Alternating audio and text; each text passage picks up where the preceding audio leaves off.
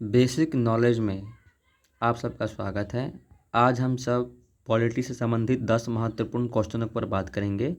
ये सभी के सभी क्वेश्चन मैंने 67वीं बीपीएससी का जो एग्ज़ाम हुआ था वहाँ से लिए हैं। तो चलिए शुरुआत करते हैं। आज का पहला क्वेश्चन है कि निम्न में से कौन सी संसदीय समिति कार्यपालिका को नियम विनिमय बनाने के लिए प्रत्यायोजित शक्ति से संबंधित है। तो इसका आंसर होगा अधीनस्थ विधान पर समिति। क्या होगा इसका आंसर? अधीनस्थ विधान पर समिति। मैंने पूरा ऑप्शन लिखा था ताकि आप लोग एक बार ऑप्शन भी देख लो। और एक ऑप्शन आता है बीपीएससी में कि नॉट, यानी इनमें से कोई नहीं, नन ऑफ दीज। और एक ऑप्शन आता है इसी में लिखा होता है या एक से अधिक। कहने का मतलब यह है कि इन चारों में से कोई नहीं या इन चारों में से एक से अधिक। ठीक है। भारतीय संविधान का अनुच्छेद 300 का संबंध है मुकदमे तथा कार्यवाही से। किससे संबंधित है? मुकदमे तथा कार्यवाही से। और एक आर्टिकल मैंने और लिखा है, आर्टिकल 300 के ए में क्या लिखा गया है ये आप सब कमेंट करेंगे। भारत में न्यायिक प्रणाली किस पर आधारित है? इस क्वेश्चन का आंसर में मैंने नहीं लिखा है। इस क्वेश्चन का आंसर आप सब खुद बताएंगे। मैं ऑप्शन बता देता हूँ। संविधान, नियमित कानून की प्रक्रिया, परंपरा, कानून द्वारा स्थापित प्रक्रिया।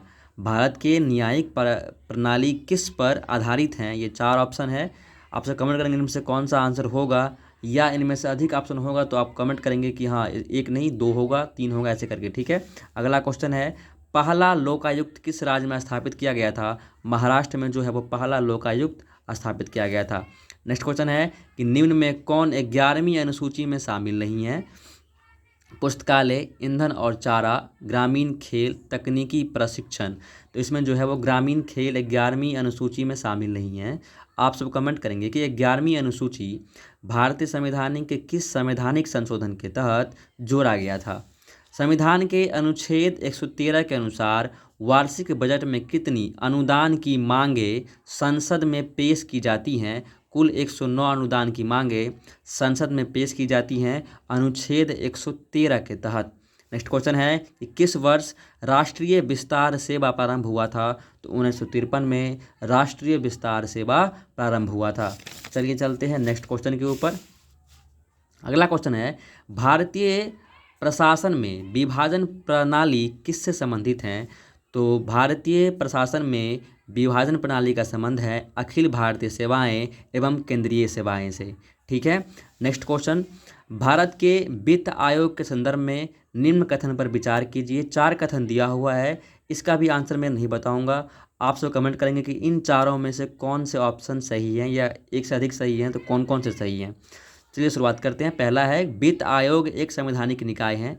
दूसरा कथन है आर्टिकल 280 का संबंध वित्त आयोग से है। तीसरा ऑप्शन है पहला वित्त आयोग 1950 में स्थापित हुआ था।